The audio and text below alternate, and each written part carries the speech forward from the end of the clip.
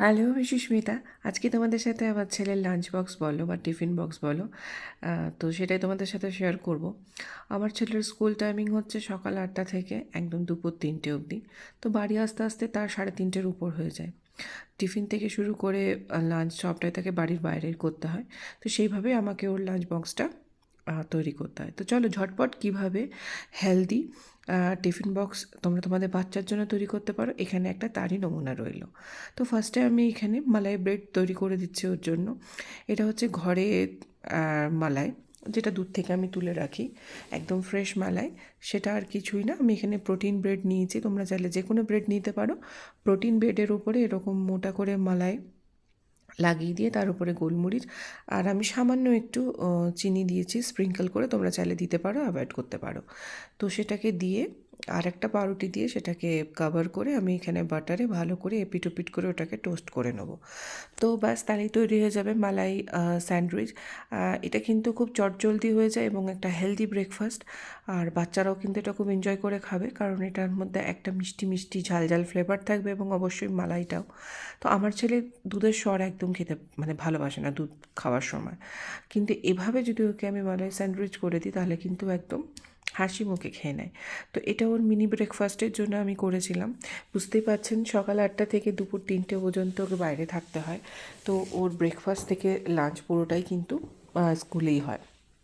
তো ওদের স্কুলেও কিন্তু এরকম 3টে টিফিন দেওয়ার মানে একটা নিয়ম আছে। তো যেখানে এরকম তোমার ব্রেকফাস্ট থাকবে, ফ্রুটস ব্রেক থাকবে অ্যান্ড লাঞ্চ থাকবে, হেভি লাঞ্চ। তো চলো এখানে আমার মিনি ব্রেকফাস্টটা রেডি হয়ে গেছে। বিশ্বাস করো ছোটো থেকে বড় এটা কিন্তু সবার জন্যই খুবই মানে একটা টেস্টি ব্রেকফাস্ট মালাই স্যান্ডউইচ। এবারে আসছে ওর লাঞ্চের জন্য, যেখানে আমি ওকে একটা ভেজিটেবল পোলাও করে দেবো। এখানে আমি যে চালটা নিয়েছি সেটা হচ্ছে কোলাম রাইস, তোমরা চাইলে এখানে নর্মাল রাইস ইউজ করতে পারো, আদারওয়াইজ বাসমতি চালও ইউজ করতে পারো। আর রয়েছে এখানে কর্ন, মটরশুঁটি আর একটু পালং শাক, পেঁয়াজ আর রয়েছে তোমার পনির।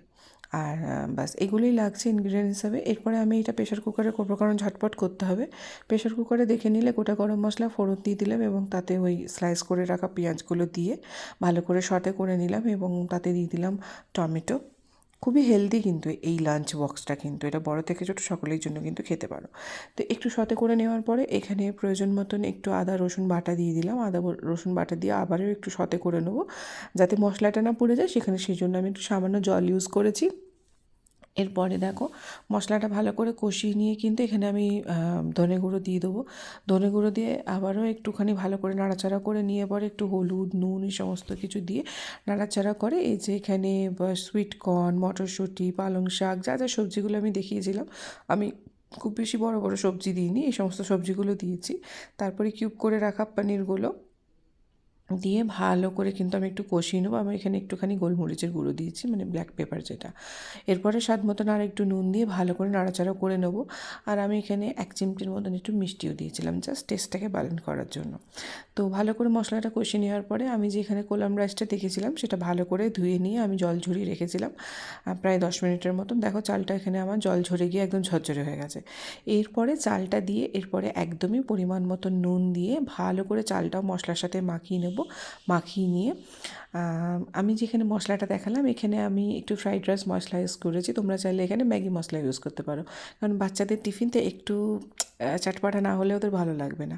তারপরে একটু ধনেপাতা কুচি করে দিয়ে আবারও একটু নাড়াচাড়া করে নিয়ে কিন্তু আমি এখানে এমন পরিমাণে জল দিয়েছি যেটা আমার 1 কর অবধি ডোবে, আঙুলের একটা কর অবধি ডোবে। এই ইয়েটা কিন্তু আমি তোমাদের সাথে আগেই শেয়ার করেছি টিপসটা, যে প্রেশার কুকারে ঝরঝরে রাইস বানাতে গেলে কিন্তু এই টিপসটা ফলো করবে। তো ব্যাস 2টো হুইসেল দিয়েছি মিডিয়াম আঁচে, আর আমার কিন্তু ভেজ পোলাও একদম তৈরি হয়ে গেছে। এরপরে জাস্ট প্রেশার কুকারটা খুলে আমি এখানে 2 চামচ ঘি দিয়েছি, ঘরের বানানো গাওয়া ঘি। দেখে নাও কতটা ঝরঝরে এই রাইসটা হয়েছে। এবং আমার ছেলের তো খুব পছন্দ এই রাইস এবং আমার বাড়িরও খুব পছন্দ, ঝটপট হয়ে যায়। 1 পট মিল হিসেবেও কিন্তু খুব ভালো হেলদি। যে বাচ্চা সারাদিন বাইরে থাকে, এরকম ধরনের টিফিন বক্স দিলে বাচ্চারা যখন ফিনিশ করে ঘরে নিয়ে আসে তখন কিন্তু মাদের চিন্তা অনেকটাই কমে যায়, তাই না? তো দেখে নাও এই হচ্ছে আমার ছেলের টিফিন বক্স। ওখানে ফ্রুটস ব্রেকের জন্য অ্যাপেল দেওয়া হয়েছে, যেটা আমার ছেলে একদমই পছন্দ করে না, কিন্তু কিছু করার নেই।